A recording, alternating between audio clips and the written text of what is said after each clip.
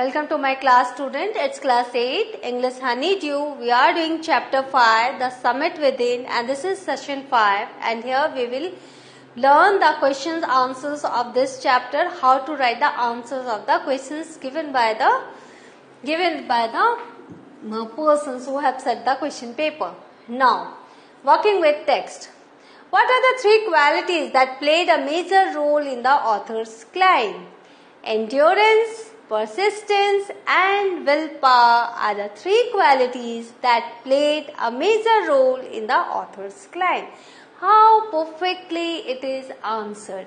Three qualities: endurance, persistence and willpower. First you mention three qualities and then you will have to write that played major role in the author's climb. Are the three qualities? Simply you will have to then write from here to here. The same thing. So only three names you will have to learn with spelling also, correct spelling. Endurance, persistence and willpower. Then from here you will have to write till there. Are the three qualities that played a major role in the author's climb. Next. Why is adventure, which is risky, also pleasurable? Adventure is risky but pleasurable. Though it presents great difficulties, one takes delight in overcoming such hurdles. Everest is the highest, the mightiest, and many attempts have been made to climb it. According to the author, when the summit is climbed, there is a feeling of exhilaration, the joy of having done something, the sense of a battle fought and won. Now, this is the answer given by Mr. Ahluwalia himself. So, you need to write the things as it is, because this answer is particularly the answer of this question, why it is risky. Adventure is risky but pleasurable. So, this is the thing, because it presents great difficulties, right? And second, when the summit is climbed, there is a feeling of exhilaration, the joy of having done something, that is completion, and the sense of battle fought and won. This particular line is very important. There is the feeling of victory and of happiness. The physical conquest of mountain is only one part of the achievement. It is followed by a sense of fulfillment and satisfaction. The experience is not merely physical, but it is emotional and spiritual also. So, if it is risky, then also it is pleasurable, because here you are seeing that it is followed by a sense of fulfillment, satisfaction, and it's a journey. Experience is physical, emotional and spiritual. So, if someone asks why to climb, this is the answer. What was it about Mount Everest that the author found irresistible? Everest is one of the highest and mightiest mountains, drew him towards itself by its beauty, aloofness, ruggedness and the difficulties encountered on the way. Climbing it would take the last ounce of one's energy, and it is a brutal struggle with rock and ice. Once taken up, it cannot be given up halfway, even when one's life is at stake. The passage back is as difficult as the passage onwards. Once the summit is climbed, however, there is the feeling of exhilaration, the joy of having done something, the sense of a battle fought and won, a feeling of victory and of happiness. All these were reasons why he found it irresistible. First, he was attracted by its aloofness, by its beauty, and once he climbed, he understood all these new experiences, new regions by to climb Mount Everest. One does not do it, climb a high peak for fame alone. What does one do it for really? Climbing a peak means endurance, persistence and willpower. You check these qualities of yours. How much endurance you have, how much persistence you have, how much willpower you have. You can scale yourself. The demonstration of these physical qualities is exhilarating for a climber. The experience, apart from being merely physical, is also emotional and spiritual. You have both joy and sadness, and there you find oneness with God, that is spiritual. It surely presents great difficulties. However, man takes delight in overcoming obstacles. Therefore, it is not for fame alone that one climbs the mountain. It is actually for the joy of having done something. Yes, I have completed something. The sense of a battle fought and won, a feeling of victory and of happiness. There is a sense of fulfillment, the satisfaction of a deep urge to rise above one's surrounding. The eternal love for adventure in man. So always you should try that you think you cannot do. You just put yourself in a situation that is really hard for you. If once you overcome that fear, if once you can win, then that feeling of satisfaction, that feeling of joy is everlasting. So always you should try something new. Here the same thing is written. You will get that sense of fulfillment, satisfaction to rise above one's surrounding. He becomes conscious in a special manner of his own smallness in this large universe. This awareness defines an emotion mentioned in the first paragraph, which is the emotion. Now, it's written there.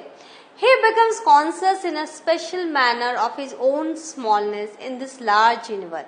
This awareness defines the emotion of humility. How small we are. Nature is so vast, universe is so vast, and we are so small. What were the symbols of reverence left by members of the team on Everest? On Everest, a picture of Guru Nanak was left by the author. A picture of goddess Durga was left by Rawat. A relic of Buddha was left by Puhudorji. Apart from these symbols of reverence, there was also the cross that had been buried by Edmund Hillary. First climber, Edmund Hillary. What, according to the writer, did his experience as an Everest teach him? According to the writer, his experience as an Everester provided him with the inspiration to face life's ordeals determinedly.